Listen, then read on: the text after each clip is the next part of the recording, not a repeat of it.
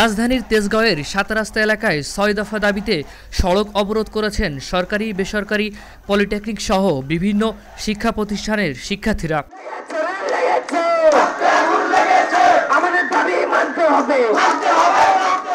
বুধবার সকাল ১০টার পর শিক্ষার্থীরা ৬টি দাবিতে ৭ রাস্তা মোড়ে অবস্থান নেন।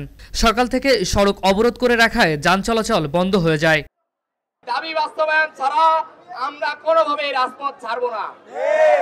আজকে সন্ত্রাসীরা আমাদের ছাত্রদের উপর ঢাকা পলিটেকনিকে হামলা করেছে যাতে আন্দোলন দমন হয়।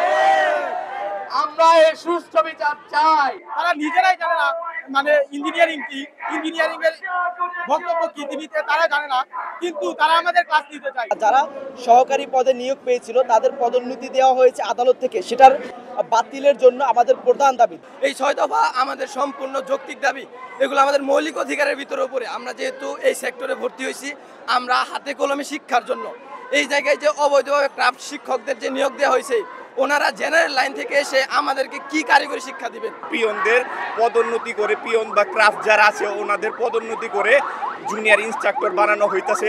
ক্রাফট ইনস্ট্রাক্টররা এখনো আমাদের ক্লাসে আসে, আমরা শুধুমাত্র স্টুডেন্টরা ঠেকায় রাখছি বলেই ওনারা আসতে পারে না, কিন্তু ওনারা মাঝে মাঝেই আমাদের ক্যাম্পাসে আসে বসে থাকে। তো ওনাদের কেন আসতে দেওয়া হয়? আমাদের ক্যাম্পাসে সম্পূর্ণভাবে ক্রাফট ইনস্ট্রাক্টর আসা বন্ধ আছে, কিন্তু তারপরে ওনারা আসতেছে রেগুলার। ঘটনাস্থলে সেনাবাহিনী, পুলিশ সহ আইন শৃঙ্খলা রক্ষাকারী বাহিনীর সদস্যরা রয়েছেন। শিক্ষার্থীরা সড়কে অবস্থান করে আছেন। তারা সেখানে জোহরের নামাজ আদায় করেছেন। ৭ রাস্তায় যান চলাচল বন্ধ থাকায় এফডিসি মোড় থেকে হাতিরঝিল এলাকায় তীব্র যানজটের সৃষ্টি হয়েছে। যানবাহন থমকে আছে এক্সপ্রেসওয়ের উপরেও। ফারিজুল ইসলাম, ভিউজ বাংলাদেশ, ঢাকা।